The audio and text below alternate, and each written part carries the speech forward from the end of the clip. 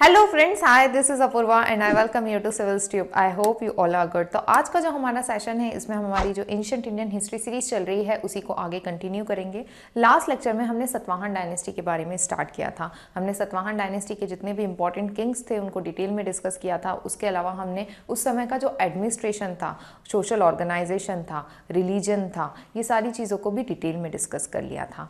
अब जो हमारा आज का लेक्चर होगा इसमें हम डिस्कस करेंगे उस समय की कॉइन्स के बारे में, आर्ट आर्किटेक्चर के बारे में। सतवाहन डायनेस्टी के टाइम पे काफ़ी सारी आर्कोलॉजिकल साइट्स, काफ़ी सारी इंपॉर्टेंट साइट्स बनी हैं साउथ इंडिया में, तो हम वो सारी चीज़ों को डिटेल में डिस्कस करेंगे। तो let's start with our today's lecture.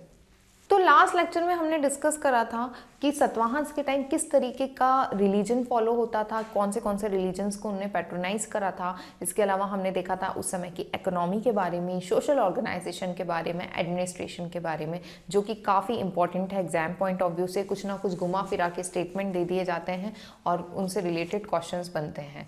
अब जो हमारा आज का लेक्चर है उसमें हम डिस्कस करेंगे सबसे पहले लिटरेचर के बारे में।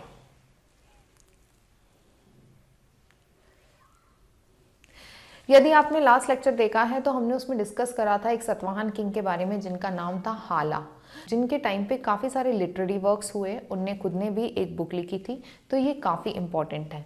जो सतवाहन डायनेस्टी थी और इस डायनेस्टी के जो किंग्स थे उन्हें लवर माना जाता है लिटरेचर का। इसके अलावा यदि हम सतवाहन किंग्स की बात करते हैं तो इन्होंने जो लिटरेचर के वर्क को काफ़ी ज़्यादा पैट्रोनाइज किया था और काफ़ी ज़्यादा काम हुआ था in the field of literature during the rain of Satavahana Kings. Okay, यदि हम बात करें कौन सी लैंग्वेज के अंदर ज़्यादा लिटरेरी वर्क हुआ तो हम देखते हैं कि इस पर्टिकुलर टाइम पीरियड पे कुछ साउथ इंडियन लैंग्वेजेस में भी वर्क हुआ। प्लस हम देखते हैं कि जो प्राकृत लैंग्वेज था उसके लिए भी पैट्रोनेज बढ़ा दिया था सतवाहन डायनेस्टी ने, और काफ़ी सारे इनके जो इंस्क्रिप्शन है वो हमको प्राकृत लैंग्वेज में देखने के लिए मिलते हैं। ओके, जो सतवाहन डायनेस्टी थे उसके एक इम्पॉर्टेंट किंग थे जिनका नाम था हाला। ये 17th नंबर के किंग थे इस डायनेस्टी के। ये इन्हें पोएट माना जाता है ऑफ हाई ऑर्डर। इन्होंने एक बुक कंपोज करी थी जिसका नाम था गाथा सप्तशती। तो आप याद रखिएगा कि गाथा सप्तशती किसने कंपोज करी है, तो हाला ने कंपोज करी है। और इन्हीं के एक स्कॉलर थे, इन्हीं के कोर्ट में एक और स्कॉलर थे जिनका नाम था गुणाध्याय, जिन्होंने बृहद कथा कंपोज करी है।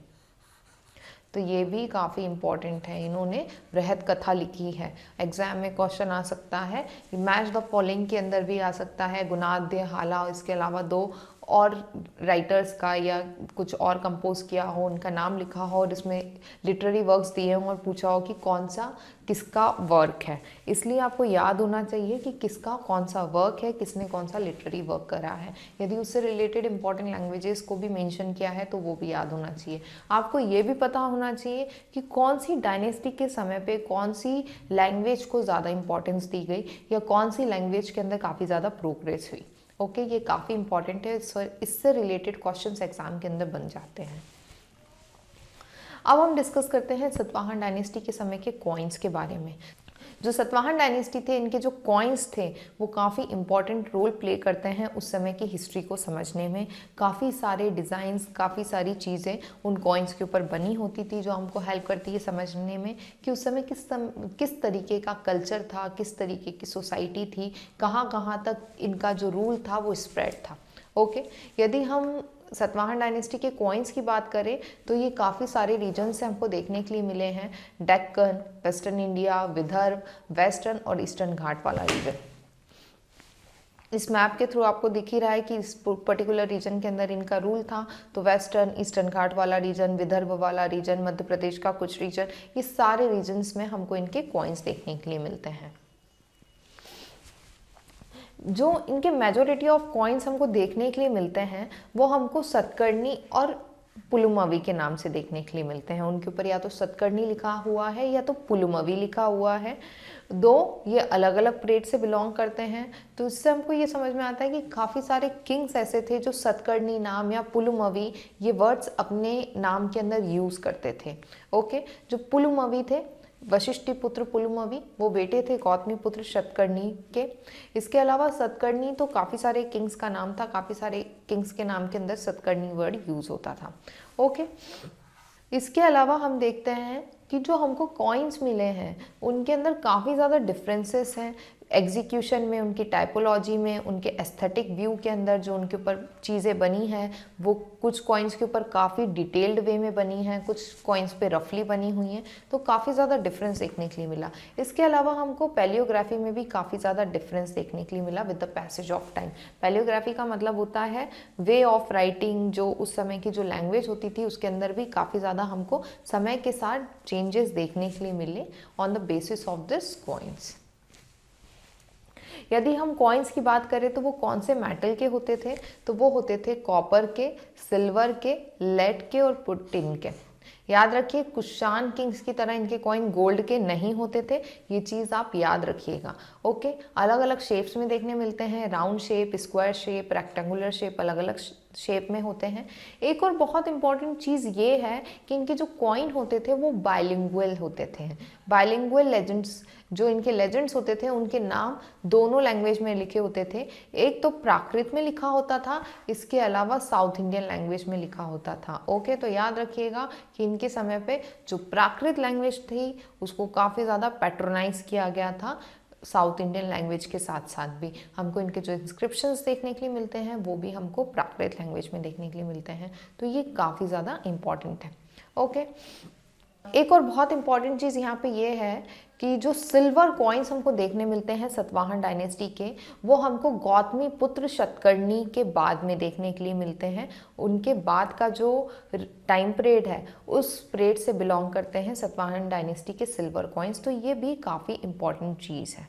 ओके, और जो मेजॉरिटी ऑफ सिल्वर कॉइन्स होते थे उसके ऊपर किंग का पोर्ट्रेट बना मिलता है हमको। एक और चीज़ ये है कि जो हमको सातवाहन डायनेस्टी के कॉइन्स देखने के लिए मिलते हैं, इन कॉइन्स के ऊपर शिप्स बनी हुई हैं।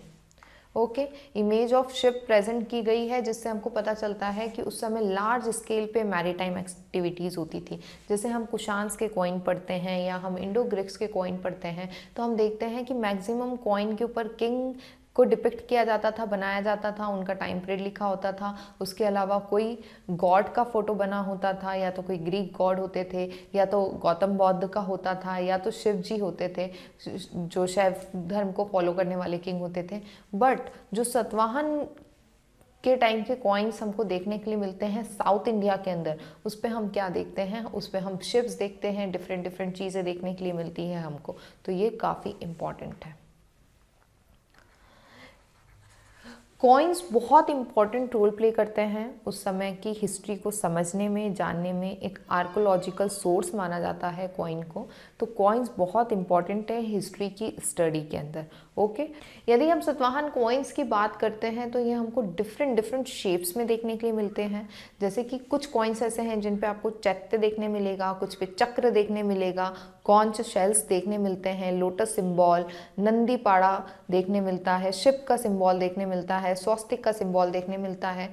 ये आप देख रहे हैं, ये सातवाहन डायनेस्टी के समय का कॉइन है। इसके ऊपर एलिफेंट की तरह कुछ फिगर बना हुआ है और एक तरफ कुछ इस तरीके का सिंबल बना हुआ है। तो काफ़ी सारी चीज़ें हमको सातवाहन डायनेस्टी के कॉइन्स के ऊपर देखने के लिए मिलती है, जो हमको उस समय का कल्चर समझने में, प्लस उस समय की इकोनॉमिक एक्टिविटी समझने में, प्लस ये समझने में कि किस तरीके से उस समय कॉइन्स का यूज़ होता था। काफ़ी तरीके से ये कॉइन्स हमको हेल्प करते हैं उस समय की हिस्ट्री समझने में। कुछ कॉइन्स ऐसे भी थे उस समय के जिसके ऊपर एनिमल मोटिव्स बने होते थे, तो ये भी बहुत इंपॉर्टेंट है। जैसे हम इसी कॉइन पे देख रहे हैं कुछ एलिफेंट टाइप कुछ बना हुआ है, तो ये एनिमल मोटिव है। तो इस तरीके के फिगर्स भी हमको उस समय के कॉइन्स पे देखने के लिए मिलते थे। यदि हम आर्ट और आर्किटेक्चर की बात करें, कॉइन्स बहुत इंपॉर्टेंट है, लिटरेचर बहुत इंपॉर्टेंट है। देखिए, यदि हम एंशिएंट इंडियन हिस्ट्री की बात करते हैं तो मैक्सिमम क्वेश्चन उस समय के आर्ट, आर्किटेक्चर, कल्चर से रिलेटेड आते हैं। इसलिए ये जो पर्टिकुलर चीज़ें हैं, लिटरेचर हो गया, कॉइन्स हो गए, आर्कोलॉजिकल साइट्स हो गई, कोई स्कूल ऑफ आर्ट है जैसे अमरावती स्कूल ऑफ आर्ट है, तो ये सारी चीज़ें एग्ज़ाम पॉइंट ऑफ व्यू से बहुत इंपॉर्टेंट है। हम कोशिश कर रहे हैं कि यहाँ पे मैं जितना हो सके उतना ज़्यादा कवर करूँ, आर्कोलॉजिकल चीज़ें भी और आर्ट और आर्किटेक्चर से रिलेटेड चीज़ें भी। बट इन केस यदि कुछ बचता है तो बाद में हम ये जो एंशिएंट इंडियन हिस्ट्री की सीरीज़ है इसके बाद में एक पर्टिकुलर सीरीज़ आर्ट और आर्किटेक्चर की, उसके अंदर कुछ इंपॉर्टेंट चीज़ें कवर कर लेंगे जो हमने यहाँ पे कवर नहीं करी है। ऑल्दो मैंने कोशिश करी है कि मैक्सिमम चीज़ें यहीं पर कवर हो जाए एंशिएंट इंडियन हिस्ट्री पढ़ते समय ही, क्योंकि आपको याद रखने में ईजी होता है। यदि आप अभी ही जब सतवाहन डायनेस्टी पढ़ रहे हैं, उसके साथ ही उस समय की आर्कोलॉजिकल साइट्स, उस समय के इंस्क्रिप्शन, उस समय किस तरीके के स्ट्रक्चर्स बनाए जाते थे, कौन से मटेरियल का यूज़ किया जाता था, क्या मैक्सिमम हमको उस समय के स्ट्रक्चर्स में देखने के लिए मिलता है, यदि आप अभी ही वो चीज़ों को याद रख लेंगे तो आपको आगे जाके उसके लिए पैनिक होने की ज़रूरत नहीं पड़ेगी, अननेसेसरी बहुत ज़्यादा परेशान नहीं होना पड़ेगा। इसलिए मैंने कोशिश करी है मैं मैक्सिमम चीज़ें यहीं पे कवर कर लूँ, बट यदि इन केस कुछ चीज़ें बचती हैं तो हम उसको बाद में कवर कर लेंगे। ओके, यदि हम आर्ट और आर्किटेक्चर की बात करते हैं तो जो सतवाहन रूलर्स थे उन्होंने काफ़ी ज़्यादा इंटरेस्ट लिया था in building caves, viharas and monasteries. देखिए, जब हम हिस्ट्री पढ़ते हैं तो हम देखते हैं कि अशोका के टाइम से जो मौर्यन डायनेस्टी थे उस समय रॉक कट आर्किटेक्चर्स बनना स्टार्ट हो चुके थे। बट यदि हम देखें कि लार्ज स्केल पे जो रॉक कट आर्किटेक्चर हम देखते हैं वो हम 1st सेंचुरी एडी से 7th 8th सेंचुरी एडी का जो टाइम पीरियड है उसके बीच में हम सबसे ज़्यादा ये सारी चीज़ें देखते हैं। ओके, यदि हम अजंता केव की बात करें, यदि हम बाग केव्स की बात करें, तो काफ़ी सारी चीज़ें इसी पर्टिकुलर टाइम पीरियड के अंदर बनी हुई हैं। और हम देखते हैं कि जो सतवाहन डायनेस्टी थी वो लगभग इसी टाइम पीरियड में थी, और सतवाहन डायनेस्टी के समय पे काफ़ी ज़्यादा इस पर्टिकुलर फील्ड के अंदर काम हुआ है। जो सतवाहन रूलर्स थे उन्होंने काफ़ी इंटरेस्ट लिया था लार्ज केव्स, विहार्स, मोनेस्ट्री, चैत्य बनाने के लिए, और इनके अंदर काफ़ी सारे कॉलम्स और स्तूपास होते थे।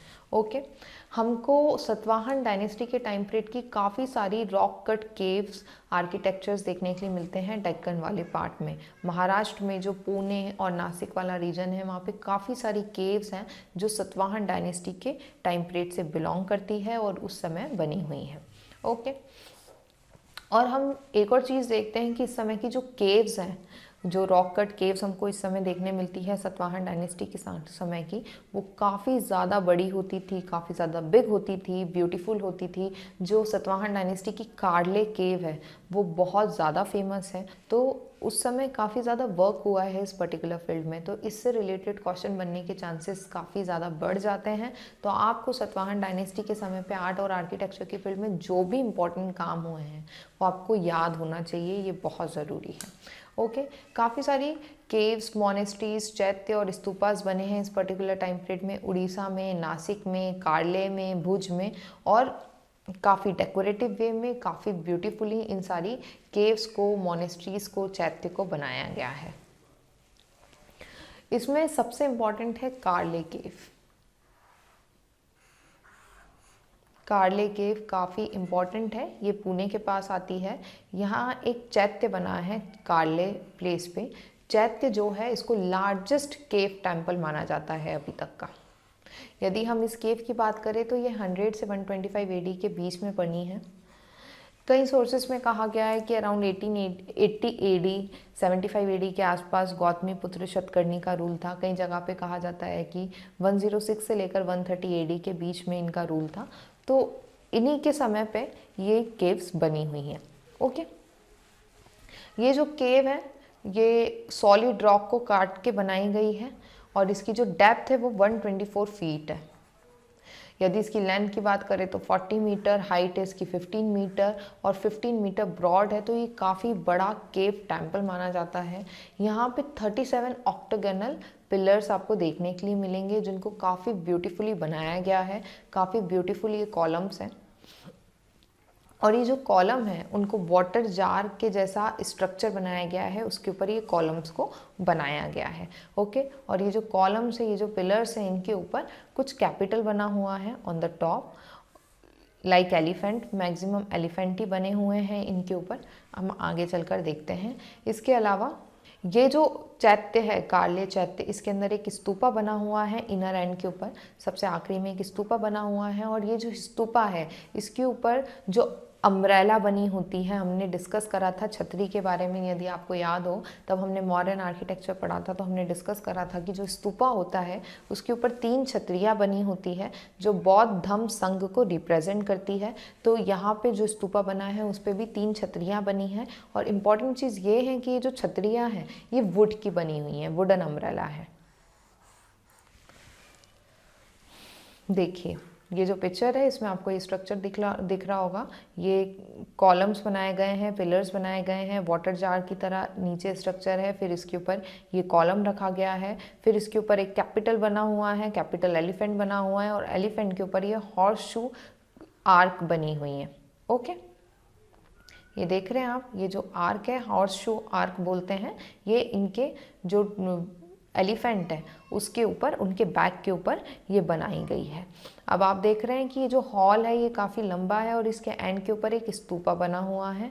ये जो स्तूपा बना है इसकी जो छतरी है वो काय की बनी है, वुडन है। तो ये काफ़ी इम्पॉर्टेंट है। और इम्पॉर्टेंट चीज़ ये है कि ऑलमोस्ट इस वुड को 2000 ईयर्स हो चुके हैं, बट स्टिल ये अभी भी सर्वाइव कर रही है और अभी भी इसके ऊपर बनी हुई है। यदि हम बात करें इसके स्ट्रक्चर की तो यहाँ पे ह्यूज हॉर्स शू आर्च देखने के लिए मिलती है at the outer end of the opening of the cave पे। इसके अलावा हम देखते हैं कि जो पूरा स्ट्रक्चर है वो रेस्ट करता है on the back of elephant with metal and ornament and Ivory tusk. ये जो एलिफेंट है इसको काफ़ी ब्यूटीफुली बनाया गया है और ये जो पूरा स्ट्रक्चर है वो एलिफेंट के ऊपर बनाने की कोशिश की गई है। इम्पॉर्टेंट चीज़ ये है कि जो कार्लिक केव है ये दूसरे चैत्य से डिफ़र करती है किस चीज़ के अंदर, कि जो इस केव का फ्रंट है, जो इसका फैसेड है वो किससे बनाया गया है, टिक वुड से बनाया गया है। तो ये भी काफ़ी इम्पॉर्टेंट चीज़ है। ओके,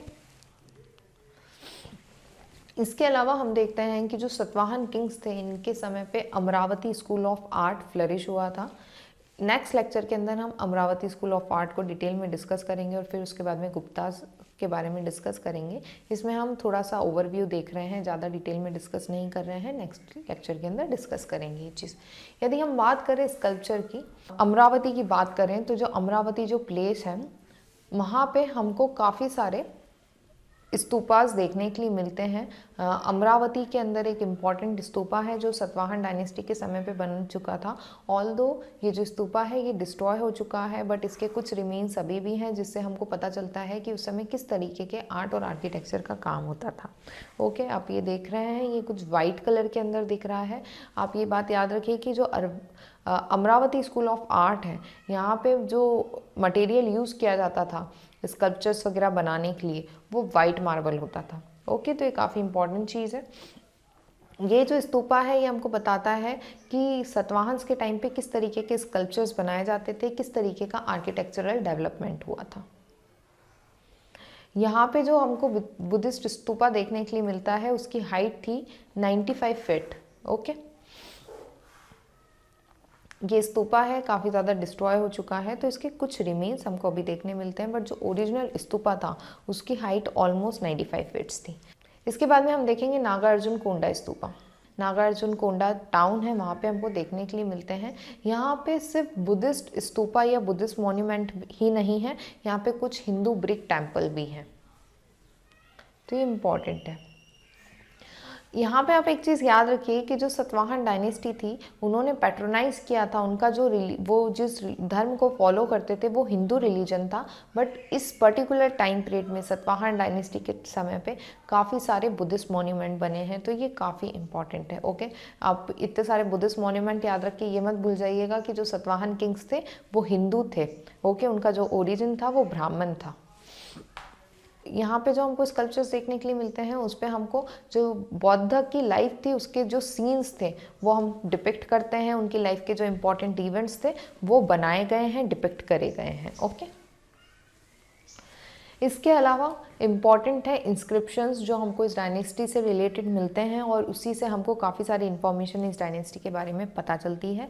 सबसे पहले हम देखते हैं नानाघाट इंस्क्रिप्शन ऑफ नागानिका। ये काफ़ी इम्पॉर्टेंट है। ये जो नागानिका थी ये वाइफ थी सतकर्णी की और इन्हीं ने ये इंस्क्रिप्शन बनवाया था। ये जो इंस्क्रिप्शन है नाना घाट इंस्क्रिप्शन, ये बहुत इम्पॉर्टेंट है क्योंकि इस पे बहुत सारे जो इस डायनेस्टी के किंग थे उनके बारे में मेंशन किया गया है, several ruler of the dynasty के बारे में बताया गया है। तो हमको इसी से काफ़ी सारे किंग्स के बारे में इंफॉर्मेशन मिलती है। इसके अलावा इस पे ये भी बताया गया है कि जो सतकर्णी थे उन्होंने अश्वमेध यज्ञ परफॉर्म किया था, जिससे हमको ये भी पता चलता है कि ये हिंदू रिलीजन के फॉलोअर थे। काफ़ी इम्पॉर्टेंट चीज़ है। इसके अलावा इससे हमको ये भी पता चलता है कि जो सतकर्णी थे उन्होंने दक्षिणापति का टाइटल लिया था या उनको दक्षिणापत कहा जाता था, लॉर्ड ऑफ दक्षिणापत। ठीक है, क्या टाइटल लिया था इन्हें? दक्षिणापतपति का टाइटल लिया था सतकर्णी ने, जो कि हस्बैंड थे नागानिका के, और ये बात हमको पता चलती है नाना घाट इंस्क्रिप्शन से। ओके, अब जो नेक्स्ट बहुत इंपॉर्टेंट इंस्क्रिप्शन है सतवाहन डायनेस्टी से रिलेटेड वो है नासिक इंस्क्रिप्शन ऑफ गौतमी बालश्री। गौतमी बालश्री गौतमी पुत्र शतकर्णी की मदर थी, इन्हीं का ये इंस्क्रिप्शन है और इस इंस्क्रिप्शन से हमको गौतमी पुत्र शतकर्णी के बारे में काफ़ी सारी इन्फॉर्मेशन मिलती है। गौतमी पुत्र शतकर्णी को ग्रेटेस्ट किंग माना जाता है सतवाहन डायनेस्टी का। 23rd नंबर के ये किंग थे और इन्हीं के समय पे जो सतवाहन डायनेस्टी थी उनका रिवाइवल हुआ था। तो आप ये चीज़ याद रखिएगा कि गौतमी पुत्र शतकर्णी गौतमी बालश्री के बेटे थे और इनका इम्पॉर्टेंट जो इंस्क्रिप्शन है जिससे हमको इन्फॉर्मेशन मिलती है वो है नासिक इंस्क्रिप्शन। ओके, इस इंस्क्रिप्शन से हमको पता चलता है कि जो गौतमी पुत्र शतकर्णी थे उनका जो रूल था वो मालवा सौराष्ट्र, मतलब कि जो present day western Madhya Pradesh है और गुजरात है, वहाँ से लेकर साउथ के अंदर कर्नाटका तक इनका रूल पहुँच चुका था। ओके, इसके अलावा इन्होंने कुछ इंपॉर्टेंट टाइटल लिए थे जिससे रिलेटेड एग्जाम में डायरेक्ट स्टेटमेंट्स बन सकते हैं। 2-3 इन स्टेटमेंट के अंदर ये भी एक स्टेटमेंट आ सकता है, तो आपको पता होना चाहिए कि कौन सा टाइटल किसने लिया है। जैसे कि सतकर्णी ने क्या टाइटल लिया था? दक्षिणापतपति का टाइटल लिया था। उसी तरीके से गौतमी पुत्र शतकर्णी के टाइटल्स भी आपको पता होना चाहिए कि इन्होंने क्या टाइटल्स लिए थे। तो इन्होंने टाइटल लिया था त्रिसमुद्र तोया पितावाहन,